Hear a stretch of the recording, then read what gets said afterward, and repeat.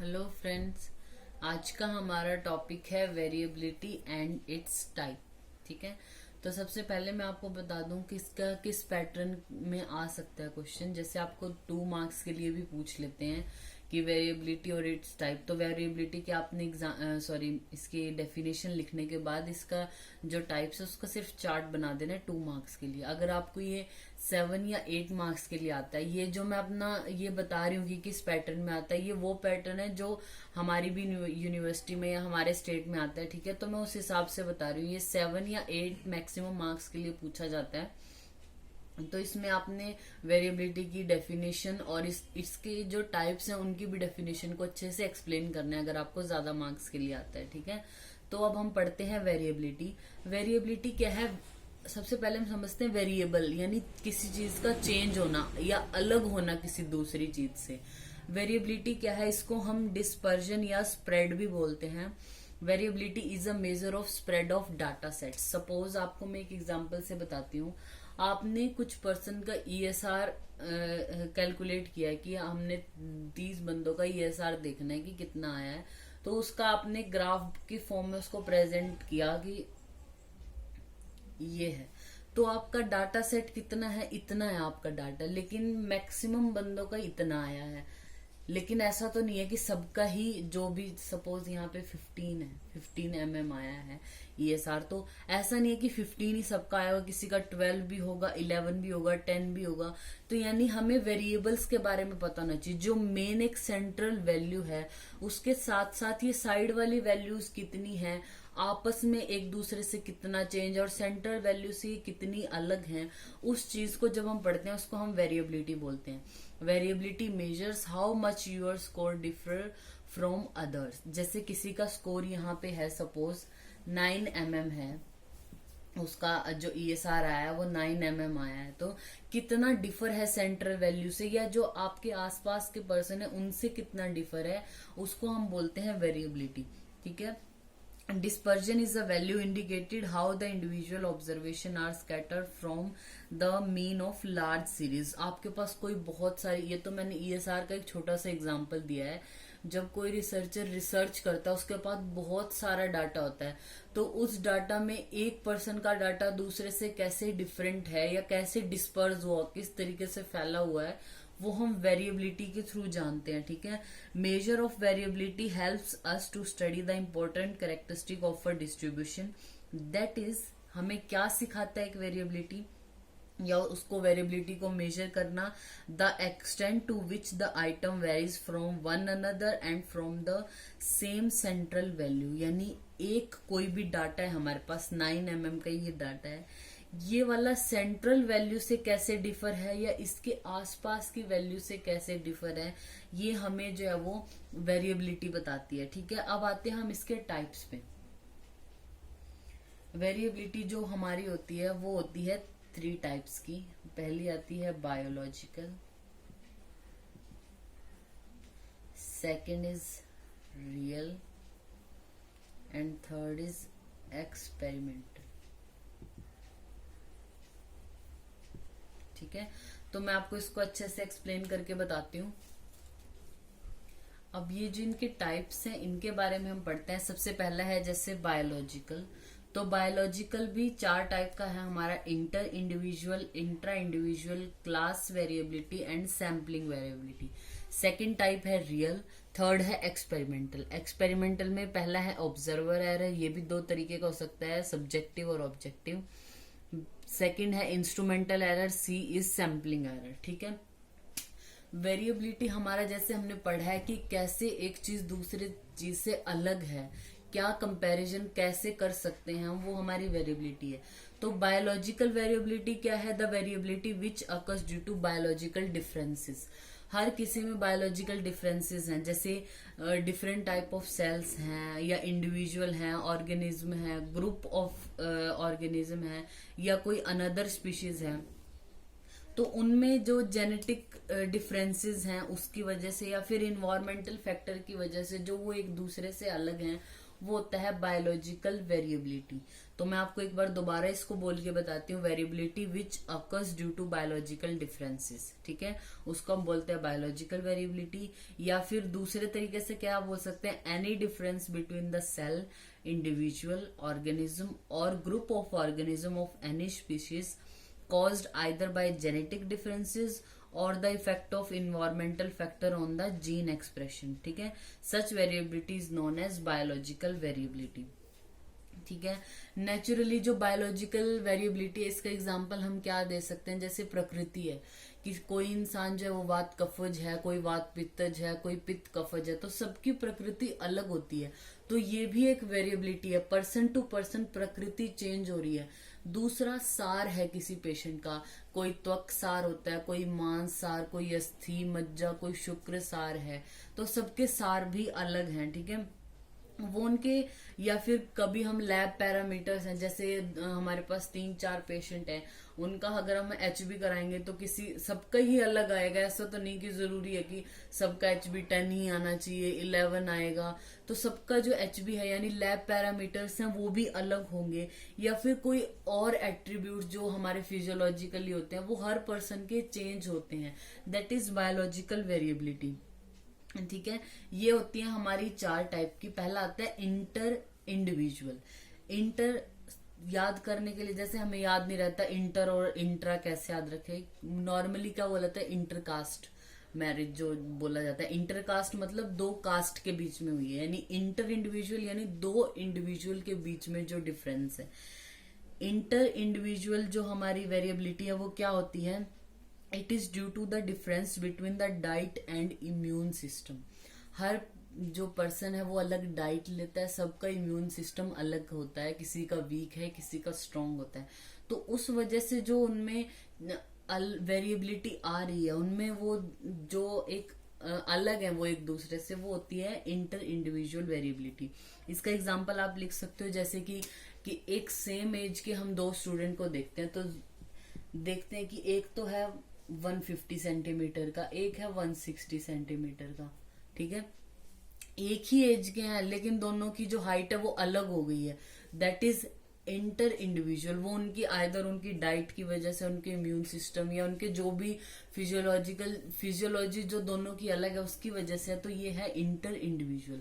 फिर आती है इंट्रा इंडिविजुअल। हर इंडिविजुअल, जब आप पैदा हुए थे तब से लेके अब तक आप में बहुत सारे चेंजेस आए होंगे, that is your intra individual variability. जैसे कि the difference in the same individual over a time due to diurnal cycle. Diurnal मतलब दिन रात हो रहे हैं, उसके प्रति भी हम बदलते हैं। डाइटरी वेल्यूबिलिटी या फिर एजिंग की वजह से, जैसे आपका टेम्परेचर हमेशा तो सेम नहीं रहेगा, कभी बुखार हो गया तो बढ़ भी जाएगा, कभी नॉर्मल हो जाएगा। बीपी कई पेशेंट्स का मतलब कई पर्सन का कई बार बढ़ जाता है, किसी का लो भी होता है। तो हमारे खुद के अंदर जो चेंजेस आ रहे हैं, जो वेरिएबिलिटीज आ रही हैं, that is our intra individual variabilities, ठीक है। फिर आता है क्लास वेरिएबिलिटी। क्लास वेरिएबिलिटी क्या है, when there is a variation between different classes depending upon the sex, age and social status. Class variability में जैसे मेल है, मेल और फीमेल, ये एक अलग क्लास बना दें अगर, तो नॉर्मली बोलते हैं मेल ज्यादा स्ट्रांग है फीमेल से, ठीक है। तो इनमें जो वेरिएबिलिटी है, इनकी जो स्ट्रांग होने की दोनों की कैपेसिटी है वो अलग है, मेल की ज्यादा होगी, फीमेल की कम होगी। तो ये क्या है, क्लास वेरिएबिलिटी है। या फिर एज के अकॉर्डिंग हम देखें कि जो यंग होंगे या जो ओल्डर है, जो बूढ़े लोग हैं, उनमें अगर हम स्ट्रांगनेस देखें तो जो यंग है उनमें वो ज्यादा स्ट्रांग होंगे, ओल्ड वाले कम स्ट्रांग होंगे। तो ये क्लास के बीच में वेरिएबिलिटी आ गई है, ठीक है। या उनकी स्ट्रेंथ, वेट, हाइट, इनको लेके जो आ रही है वो class variability. Then we come to sampling variability. Sampling variability क्या होती है, the difference between the statistic of one sample with the other. आपने 2 सैंपल लिए, उनके स्टैटिस्टिक्स में जो भी आपने डाटा कलेक्ट किया उनमें जो भी डिफरेंसेस है, that is their sampling variability. जैसे जैसे आप सैंपल का साइज इंक्रीज करते हो, it is a chance variability and it can be reduced by increased sample size। ये जो सैम्पलिंग वेरिएबिलिटी है ये चांस वेरिएबिलिटी है, बाय चांस हो रही है। मतलब आपने 2 सैंपल लिए, इनके बीच आप कोई डिफरेंस निकालना नहीं चाहते, इसका आपने जो रिजल्ट आया वो लिखा, इसका जो आया वो ये बाय चांस है, जरूरी नहीं ये अलग ही हो, क्या पता ये सेम भी हो, थोड़ा बहुत मैच करता हो एक दूसरे से, ठीक है। ये बाय चांस होती है जो सैम्पलिंग वेरिएबिलिटी है। अब हम आते हैं रियल वेरिएबिलिटी पे। रियल वेरिएबिलिटी जैसे इसके नाम से ही पता चल रहा है, रियल मतलब ये बाय चांस नहीं है, ये रियल है, इसका कोई ना कोई मेन रीजन है रियल वेरिएबिलिटी का। This variability is not by chance and it is more than the defined limit of our universe, ठीक है। जैसे इसका एग्जांपल आप एक देख सकते हो, जैसे कोई स्मोकर है, एक नॉन स्मोकर पर्सन है कोई, ठीक है। तो कैंसर होने के चांसेस ज्यादा किसको है, इस स्मोकर को है, ठीक है। ये not by chance, by chance नहीं है, इसका एक रीजन है कि वो स्मोकिंग कर रहा है, हमें पता है कि वो कैंसर कॉजिंग होती है, इसलिए उसको कैंसर हुआ। It is not by chance, it is a real variability, ठीक है। तो इसके एग्जाम्पल लिख सकते हो आप, there is a difference in the incidence of cancer among the smokers and the non-smoker due to excessive smoking, and it is not by chance because the smoking is cause of the cancer. Similarly आपके पास एक vaccinated group है, आपने किसी को मीजल की vaccine दी है, एक group को, एक को नहीं दी, तो इन फ्यूचर मीजल्स होने के चांसेस किसको हैं, जो अनवैक्सीनेटेड ग्रुप है। ये बाय चांस नहीं है, इसका एक रीजन है कि आपने उनको वैक्सीन दी ही नहीं है, ठीक है। या फिर आप एक देख सकते हो, जैसे कोरोनरी जो डिजीज होने के चांसेस हैं वो ज्यादा ड्राइवर्स में, या फिर पाइलोनेडल साइनस होने के चांसेस ज्यादा ड्राइवर्स को हैं, ठीक है। ये भी नॉट बाय चांस, उनकी सेडेंटरी लाइफ है, वो खा रहे हैं, बैठने रहना ही उनका काम है, तो वो नॉट बाय चांस, उसका रीजन है। जो हमारे ये कंडक्टर्स होते हैं उनको ज्यादा चांसेस है वेरिकोज वेन होने के, उनको क्योंकि सारा दिन खड़े रहना पड़ता है, प्रेशर है, ठीक है, उस वजह से ये भी not by chance, this is real variability, ठीक है। फिर आते हैं हम एक्सपेरिमेंटल वेरिएबिलिटी पे।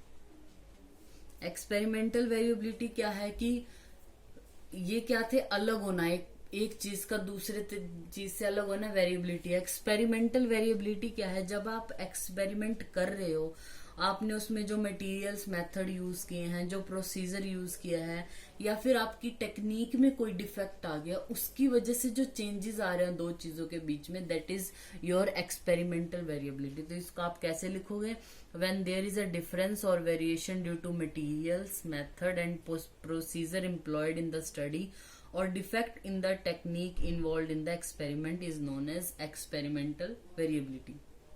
ये भी हमारी 3 टाइप की है, observer error, instrumental and sampling error. Observer error में क्या है कि जो ऑब्जर्वर है, ऑब्जर्वर अब यहाँ पे कौन है, रिसर्चर है, जो रिसर्च को कंडक्ट कर रहा है, उसने कोई ऑब्जर्व करने में गलती कर दी, वो है ऑब्जर्वर एरर, जो ऑब्जर्वर की वजह से हुआ। वो सब्जेक्टिव भी हो सकता है, ऑब्जेक्टिव भी। सब्जेक्टिव मीन्स कि जो आपका रिसर्चर है उसको अच्छे से, मतलब वो प्रॉपरली ट्रेंड नहीं है, प्रॉपरली ट्रेंड ना होने की वजह से, उसकी वजह से जो एरर्स आए हैं, अ रिसर्चर में alter an information by adding errors unless trend properly. जब तक वो ट्रेंड प्रॉपरली नहीं है तो वो कुछ ना कुछ एरर ऐड कर सकता है। जैसे वो अभी उसके पास किसी पेशेंट का कोई ग्रुप आया, उसमें वो उसको नहीं पता कि किस तरीके से उससे बात करनी है, कैसे उससे क्या पूछना है, तो उसकी सेक्सुअल डिजायर या फैमिली प्लानिंग के बारे में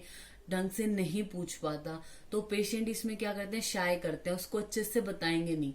उसकी वजह से जो एरर आया, दैट इज सब्जेक्टिव एरर, यानी जो रिसर्चर था उसी को कोई काम नहीं करना आया, उसने अच्छे तरीके से हैंडल नहीं किया, that is subjective error.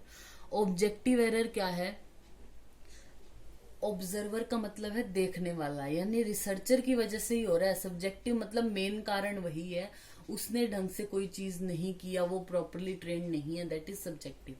Objective error में क्या है कि जो पेशेंट है हमारा, जिसपे वो अपनी रिसर्च को कंडक्ट कर रहा है, या तो वो सही पोजीशन में नहीं है, सही टाइम पे नहीं है, किस तरीके से है, मतलब पेशेंट की थोड़ी गलती है, लेकिन देख कौन रहा है, ऑब्जर्वर ही देख रहा है, यानी रिसर्चर है उसी की गलती है, लेकिन यहाँ पे पेशेंट अलग पोजीशन में है या अलग टाइम में है जब उसको ये चीज नहीं करनी चाहिए। यानी due to different position of the observer while reading the fluid level in the thermometer और weight in the type of observer है। देखो अब मैं आपको एक एग्जांपल देके बताती हूँ। जैसे कोई पेशेंट है, वो अपना वेट करा रहा है, रिसर्चर उसका वेट कर रहा है। वेट करने पर अगर वो जो ऑब्जर्वर है वो सही से नहीं खड़ा हुआ या फिर बहुत सारे कपड़े पहन के खड़ा हुआ है, ऐसे बोलते हैं ना, जब भी हम वेट करते हैं वेइंग मशीन पे तो हमें बोलते हैं बिल्कुल स्ट्रेट खड़ा होना है आपको। ये जो एक्स्ट्रा जो क्लोथ्स होते हैं, बहुत भारी भारी कपड़े हैं, वो निकालने के लिए बोलते हैं उनको, ठीक है, बिल्कुल सीधा खड़ा होना है, ऐसा बोला जाता है। अब वो पेशेंट क्या हुआ, वो बहुत ज्यादा कपड़े पहन के खड़ा और झुक के खड़ा है पूरा। इसमें पेशेंट की थोड़ी गलती है, लेकिन जो एरर आया है वो जो रिसर्चर है वो वेइंग मशीन की तरफ देख रहा है, उसने पेशेंट को नहीं देखा। वेइंग मशीन की तरफ देख रहा है, उसका एक्चुअल वेट तो था 76 पेशेंट का, लेकिन वो झुक के खड़ा है, कपड़े नहीं उतारे, इस वजह से उसका वेट 78 दिखा रहा है। तो रिसर्चर ने उसी को नोट कर लिया 78। That is objective error. Objective की वजह से हुआ है, लेकिन किया किसने, ऑब्जर्वर ने किया। दैट इज ऑब्जर्वर एरर में ऑब्जेक्टिव एरर हुआ। फिर आता है इंस्ट्रूमेंटल एरर। इंस्ट्रूमेंटल एरर क्या है, व्हेन द टूल और मशीन कॉजेज वेरिएबिलिटी। जब मशीन में ही कोई डिफेक्ट है या हम जो टूल्स यूज कर रहे हैं उनमें कोई डिफेक्ट है, उसकी वजह से वेरिएबिलिटी यानी चेंजेस आ गए, दैट इज इंस्ट्रूमेंटल एरर। फिर आता है sampling error. When the sample is not a good representative of a population then error is occurred. ठीक है, तो ये हो गया हमारा variability and its type. Thank you.